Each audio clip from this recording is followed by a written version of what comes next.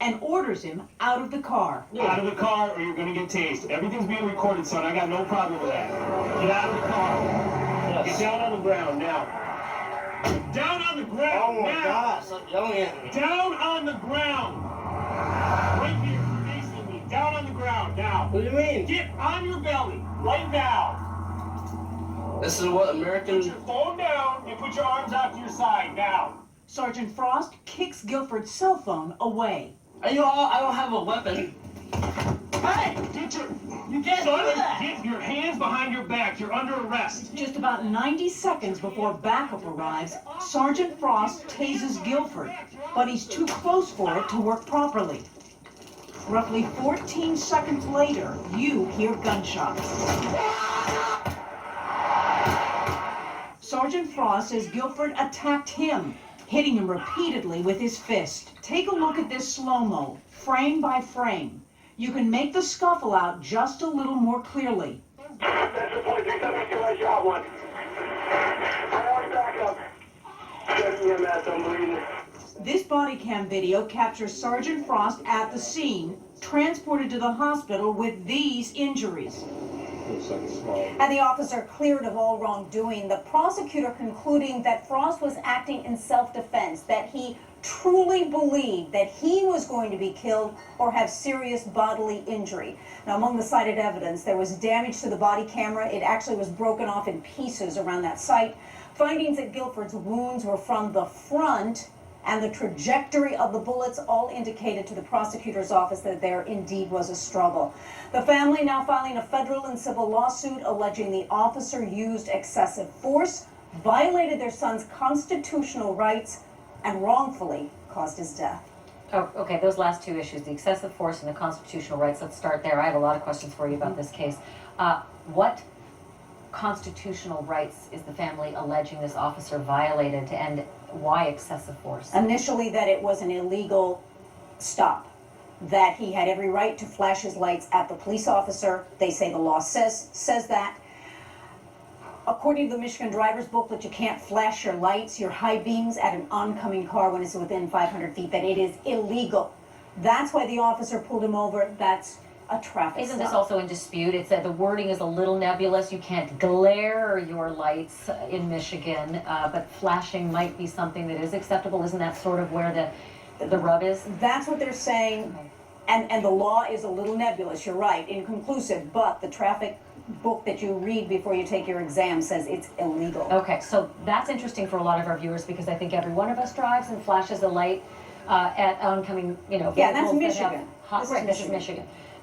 What I need to figure out here, Jean, is after this incident, if the allegation is that the stop wasn't legal, what about everything that transpired after? Because this escalated from traffic to misdemeanor to felony. What about all those subsequent dominoes? So the officer asked him for his driver's license. He refuses. He asked him 7 times for his driver's license, by the way. By the way, you have to give it. If you're driving a vehicle and an officer asks you, you don't have the right to say no. And in Michigan, it's a misdemeanor. So that elevated it to a misdemeanor. Then he asked him to step out of the car. Doesn't do that. And he was arresting him at that point based on the misdemeanor. That escalated it into a felony situation. Resisting arrest, okay. Exactly.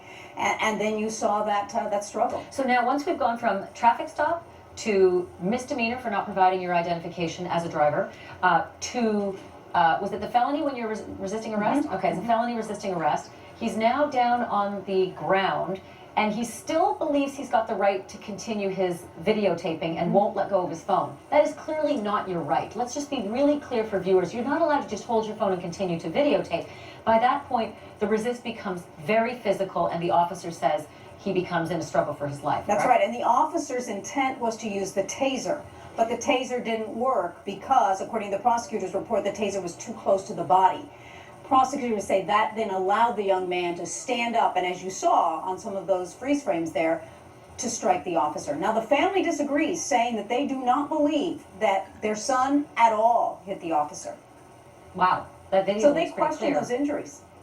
Really? Mm-hmm. Yes, they do. Well, I have a lot of questions for our other legal experts. The lawyer yourself, you know exactly what to look for. Jean Casares, thank you for that. Coming back after the break, I'm going to speak with the attorney for Deven Guilford's family about the traffic stop that she says should never have happened at all.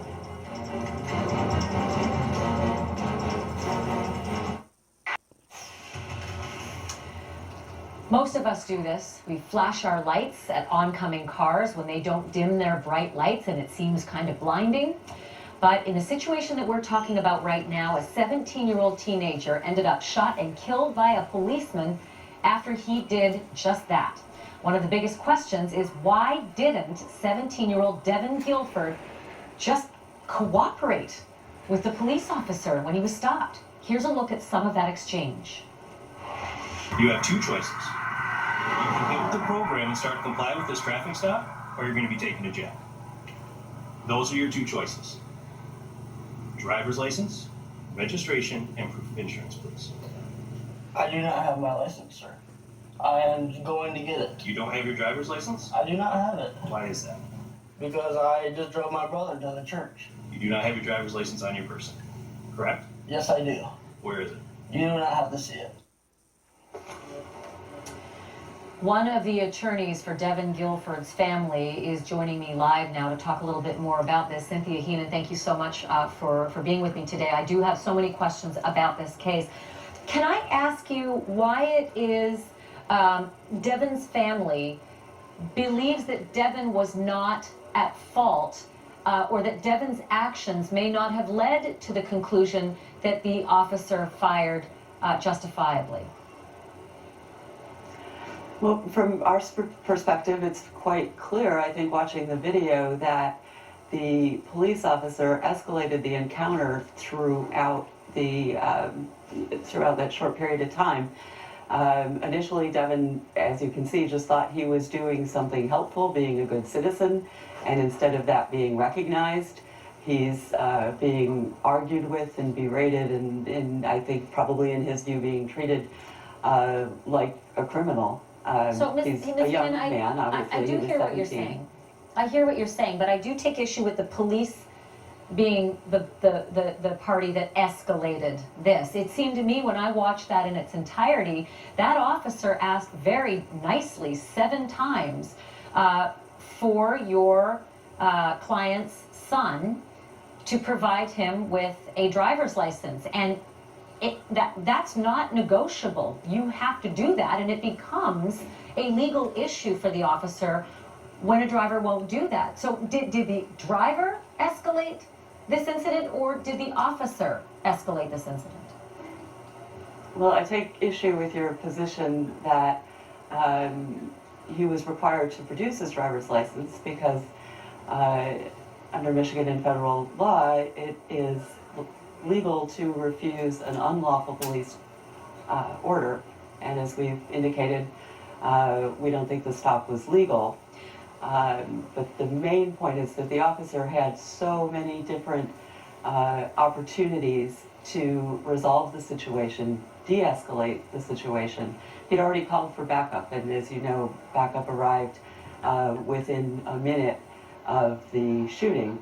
And in addition, the officer had admittedly, and you hear it in the tape, stopped 2 other motorists that evening for doing the same thing. So clearly he knew either he was driving with his brights on intentionally, or he at least knew that this new vehicle he was driving had extraordinarily bright lights. It seems like the language in Michigan will have to be questioned here, because it is not 100% clear that you can't flicker your lights at an officer. The wording is glaring, so that will be an issue. But again, I have to take issue with the fact that that was the reason for the initial stop. The reason for the arrest was the non-complicity with the officer, and an officer has a right to ask a driver if he believes there's some kind of probable cause for a driver's license. It is a privilege to drive. It is not a constitutional right to drive. The passenger has a different issue altogether. If there were one, there wasn't. But in this instance, the officer himself said on the tape that Deven could have had an entirely different outcome if he had just complied with the request, give me your driver's license. Well, I assume at that point the officer wasn't intending to shoot Deven, obviously. But I think it's very fair to say, Cynthia, that the officer wasn't intending to shoot Deven. He had stopped several other people for the exact same thing, as you correctly pointed out, that there was no intention to shoot anybody that night. I think one of the issues that this case presents is the assumption, which I hear you making, that every citizen has an absolute duty to acquiesce 100% to police authority, and we live in a law and order culture where that is the presumption, and there is also zero risk or zero tolerance for any risk to police officers. And I think that is a combination of those attitudes is what is leading to the epidemic of people being killed by police in this country. Well, you're the lawyer. I'm not. I'm just the journalist trying to get to the bottom of what is an extraordinarily tragic situation. And, you know, we often say if people would just comply with what officers are asking when the request is pretty simple, we wouldn't have these escalations and then a situation where the officer, you know, ends up in the ambulance with a bloody face saying that he was trying to defend his life. I think it's very troublesome how this escalated. You know, and we'll have to see how this... will you come back on the program as this case proceeds, if it does? I'd be happy to. Thank you. Cynthia Heenan joining us live in Michigan regarding this case. So we have looked at it from both sides now, but how likely is this to play out in court? Well, there is a whole different set of reasoning, because it's 12 people just like you, who sit in a jury box. Again, if it ever goes to court in the first place. That's next. This is my body of proof. Proof of less joint pain. A remarkable scene, though, developing there.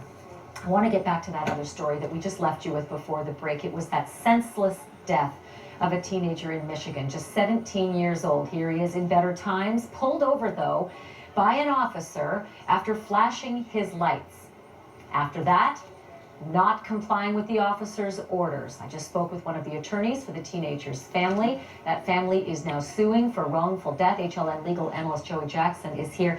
The attorney seemed to concentrate this entire case, Joey, on the initial stop, almost as though everything afterwards doesn't count. If that stop wasn't legal, then that officer had no right to ask for the driver's license. I'm no lawyer, but I know you have to give a driver's license when asked. You really do. If you're the driver. Sure. I mean, from the human element, there's a child dead, and you know, in recognition of that, it's horrible, and the family must feel, you know, just can't imagine. Devastated. From a legal perspective, though, you have to look. I always say, Ashley, to every client who asks and people who don't, comply now and grieve later. And so what happens is that you have to look at the points of escalation. You have a stop. You're going to debate the legalities of it. The issue is there was a flashing, a tickering of a light, and the officer felt it inappropriate, and in light of that, stopped him. At that point, he asked him several times for the license. There's a lack of compliance. He gets out of the car, doesn't want to come out of the car. The officer orders him out. There's a lack of compliance. He's out of the car. The officer says, get down. There's no compliance. The officer says,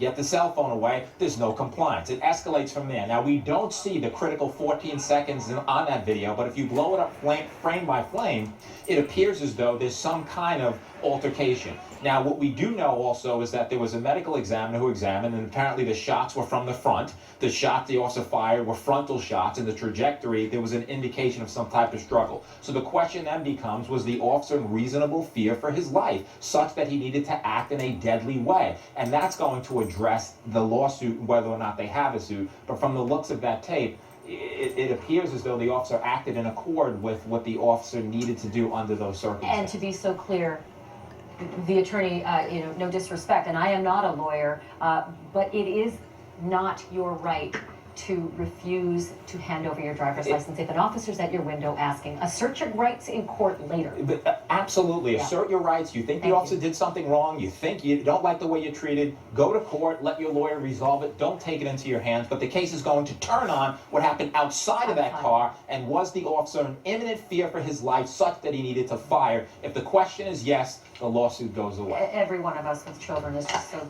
disconcerted when we see this kind of thing. 17 years old. Joey Jackson, thank you for that. Thank you, I only want to interrupt because I want to go back to our breaking news. We're just compiling some additional information. Here's the wide shot outside of that apartment building. You can see how